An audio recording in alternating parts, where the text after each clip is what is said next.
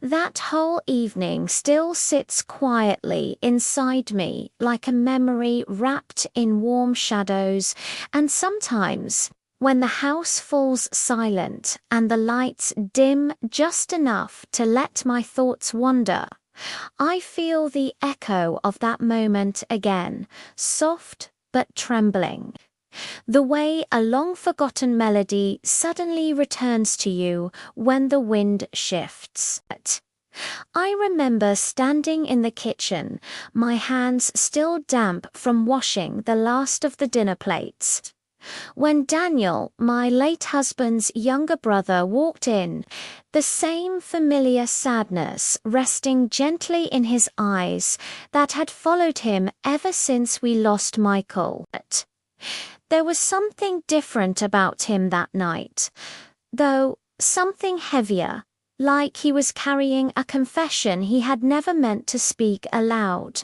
He leaned against the doorway quietly, watching me with a mixture of grief, fondness, and something else he was trying desperately to hide, something he probably wasn't even sure he was allowed to feel. I tried to smile, tried to pretend I didn't notice the way he looked at me sometimes, especially in the weeks after the funeral, when the weight of loneliness had settled between us like an invisible third presence.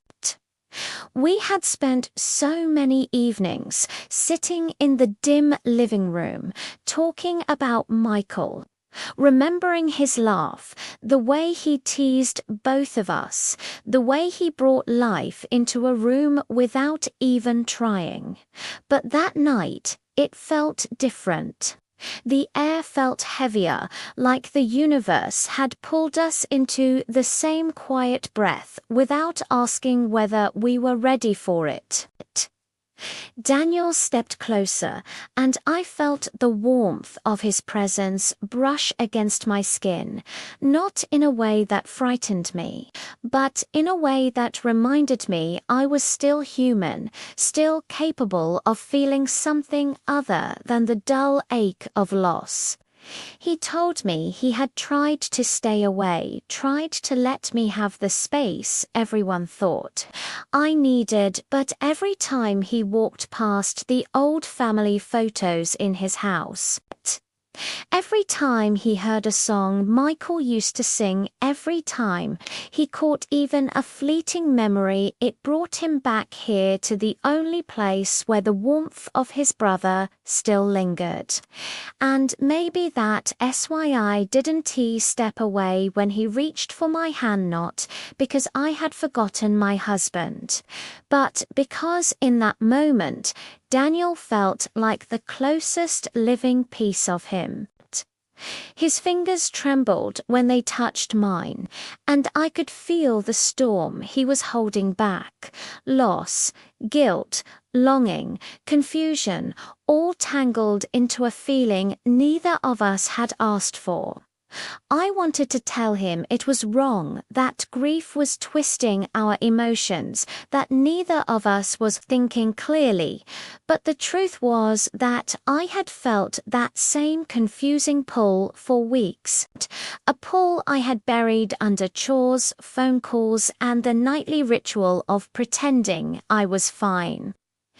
Daniel looked at me like he was searching for permission, not for anything reckless, but for the simple comfort of being understood, of being allowed to feel close to someone who remembered the same laughter, the same stories, the same man we both had loved in different ways. I could see how deeply he blamed himself for even standing there, and in that moment I realized that what he needed wasn't forgiveness, it was connection, a reminder that grief didn't have to isolate us, that love could survive in forms neither of us expected. His voice cracked when he finally spoke, telling me he missed Michael so much that sometimes he couldn't breathe. And being near me made him feel like the world hadn't completely fallen apart.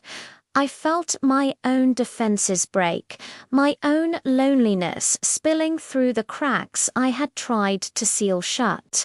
I stepped closer, not out of desire, but out of something softer, something more human, something born from the shared ache of two people who had lost the same part of their world. The warmth between us wasn't dangerous. It wasn't forbidden. It was simply the warmth of two hearts trying to find steady ground in the ruins of grief. His forehead rested gently against mine, and for a moment the world went still, the way it does when the heart speaks a truth the mind isn't ready for. We didn't cross any line, didn't take a step we would regret. We just stood there, two broken people holding on to the only piece of comfort we had found in months. And even now, when I look back, I don't see something wrong. I see two souls caught in the same storm, reaching for each other, not out of desire, but out of survival.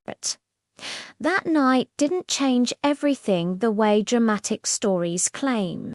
Instead, it softened something inside me, reminded me that life doesn't end with loss, that the heart can feel again, even gently, even unexpectedly.